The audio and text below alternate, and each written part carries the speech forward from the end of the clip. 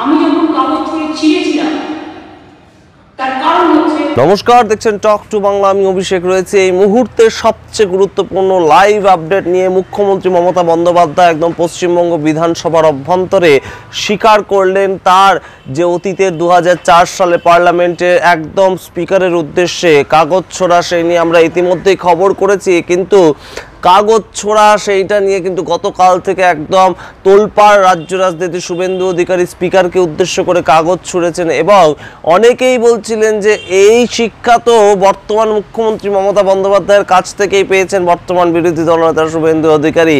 তার কারণ এক সময় রামবিলাস পাসওয়ান তৎকালীন রেলমন্ত্রী, তাকে গায়ের শাল ছুঁড়ে দেওয়া থেকে শুরু করে 2004 সালে স্পিকারের উদ্দেশ্যে কাগজ ছুঁড়া, সেটা নিয়ে কিন্তু রীতিমতন চর্চায় উঠে এসেছিলেন বর্তমান মুখ্যমন্ত্রী মমতা বন্দ্যোপাধ্যায়। এবং তৎকালীন তিনি কিন্তু পার্লামেন্টে বিরোধী আসনে বসতেন এবং বিরোধিতা কোনোভাবে কি এই বর্তমান সরকার সহ্য করতে পারছে না। কি বলছেন মুখ্যমন্ত্রী, 2004 সালে কেন কাগজ ছুঁড়েছিলেন তিনি, তাকে কি পরিস্থিতিতে বিরোধিতা করার জন্য কাগজ ছুঁড়তে হয়েছিল স্পিকারের উদ্দেশ্যে, নিজের মুখে আজ তার যে ভাষণ একদম বিধানসভার অভ্যন্তরে, সেই ভাষণ কিন্তু সরাসরি টেলিকাস্ট হয়েছে মমতা বন্দ্যোপাধ্যায়ের অফিসিয়াল ফেসবুক পেজ থেকে। আমরা সেখান থেকে আপনাদের শোনাচ্ছি যে 2004 সালের ঘটনা। মুখ্যমন্ত্রী নিজের যে কাগজ ছুঁড়ে দেওয়া কিংবা কাগজ ছিঁড়ে ফেলা, সেই যে বক্তব্য 2004 সালে ঘটিয়েছিলেন তিনি, সেটা নিয়ে বারংবার গতকাল থেকে চর্চা হচ্ছে,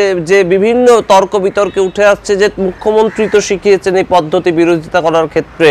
কি প্রেক্ষিত ছিল তখন মুখ্যমন্ত্রী মমতা বন্দ্যোপাধ্যায় পার্লামেন্টের ভেতরে বিরোধী ছিলেন, আজ শুভেন্দু অধিকারী রাজ্য বিধানসভায় বিরোধী, এবং দুই বিরোধীর দুই প্রেক্ষিত কি, কোনটা ঠিক কোনটা ভুল, কোনটার ক্ষেত্রে কি ঘটনা ঘটেছিল, সমস্তটাই আপনারা ইতিমধ্যে জানেন। কিন্তু মুখ্যমন্ত্রী নিজের যে ইতিহাস, সেই সম্বন্ধে কি বলছেন শুনুন আপনারা মুখ্যমন্ত্রীর মুখ থেকেই।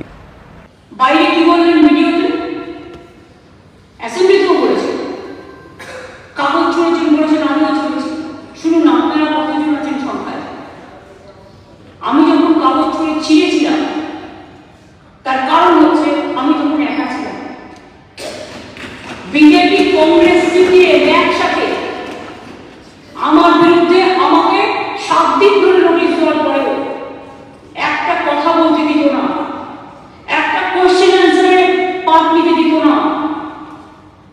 39% ভোট পেয়েও 2004-এ যখন আমি একা হয়ে গিয়েছিলাম, আমাকে একটা ভাষণ পর্যন্ত দিতে দেওয়া হতো না, স্পেশাল মেনশন করতে দেওয়া হতো না, কলিং অ্যাটেনশন করতে দেওয়া হতো না, কোশ্চেন জিজ্ঞেস করতে দেওয়া হতো না।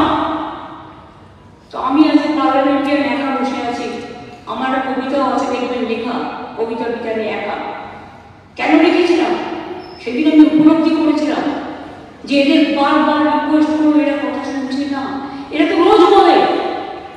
আমি নিজে তো কত প্রশ্নের উত্তর দিয়েছি, প্রতিদিন বক্তব্য রাখি। হ্যাঁ, বক্তব্য রাখতে গিয়ে কিছু অসংযত কথাও বলে, কিছু অসংলগ্ন কথাও বলে, যেটা আমরা বলি না, বলা উচিত নয়।